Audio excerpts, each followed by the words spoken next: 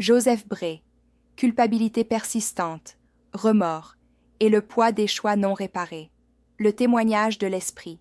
Joseph Bray, présenté dans la deuxième partie du Ciel et de l'Enfer, révèle de manière directe comment la conscience peut rester prisonnière du remords non élaboré lorsque manque le repentir sincère et la réelle disposition à la réparation. Son récit met en évidence que la souffrance spirituelle naît de la conscience elle-même lorsqu'elle reconnaît l'erreur, mais n'a pas encore trouvé la force de la transformer en apprentissage. Joseph Bray se manifeste dans un état de douleur morale intense. Il conserve lucidité, mémoire et identité, mais reste fixé sur les fautes commises de son vivant. Contrairement aux esprits qui reconnaissent l'erreur et initient un mouvement de changement intérieur, Joseph Bray démontre des difficultés à sortir du cercle mental du remords. Cet état révèle que reconnaître l'erreur n'est que le premier pas. Il faut convertir la reconnaissance en transformation. La psychologie profonde moderne aide à comprendre ce mécanisme. Lorsque la culpabilité reste stagnante, sans élaboration et sans action réparatrice, elle se transforme en souffrance chronique. L'individu revit mentalement l'erreur, mais ne progresse pas vers la reconstruction intérieure. Sur le plan spirituel, où il n'y a pas de distraction matérielle, ce cycle s'intensifie, maintenant la conscience prisonnière du passé. Le spiritisme est clair que la souffrance de Joseph Bray n'est pas une punition imposée, mais une conséquence naturelle de la fixation mentale. La conscience, en n'acceptant pas l'apprentissage comme possibilité, soutient son propre état de douleur. Le véritable repentir exige plus que du poids. Il exige une décision intime de changer et de réparer, même si ce chemin demande du temps et des efforts. La science moderne renforce cette logique en montrant que les processus de guérison psychologique nécessitent une action consciente.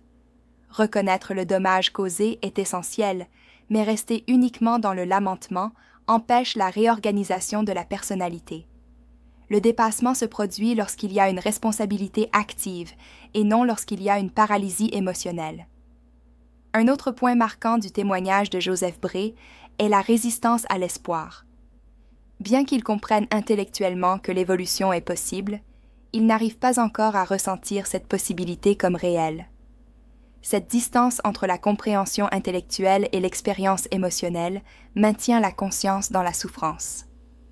Le progrès spirituel exige l'intégration de ces deux niveaux. Le spiritisme montre qu'aucun esprit n'est condamné à cet état. La souffrance persiste seulement tant que la conscience ne fait pas le pas décisif vers le changement.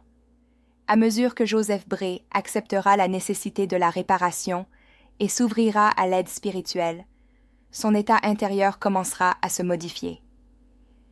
La douleur n'est pas un destin, c'est une étape. Ce témoignage nous invite à une réflexion profonde et pratique. Les erreurs font partie de l'expérience humaine, mais retarder l'affrontement conscient de ses propres défauts augmente la souffrance future. Ce qui n'est pas élaboré dans la vie a tendance à être affronté avec plus d'intensité ensuite, lorsque la conscience est plus lucide. Joseph Bray nous enseigne que le véritable pardon commence en soi, lorsque la conscience accepte d'apprendre de l'erreur et décide d'aller de l'avant.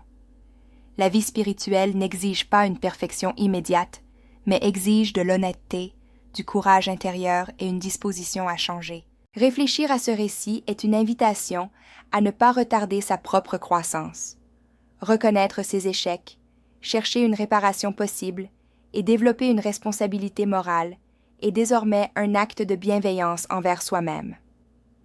La conscience remercie lorsque l'apprentissage se fait dans le temps présent. Si ce témoignage vous a aidé à réfléchir sur la culpabilité, le regret et la transformation intérieure, aimez, partagez et laissez votre commentaire.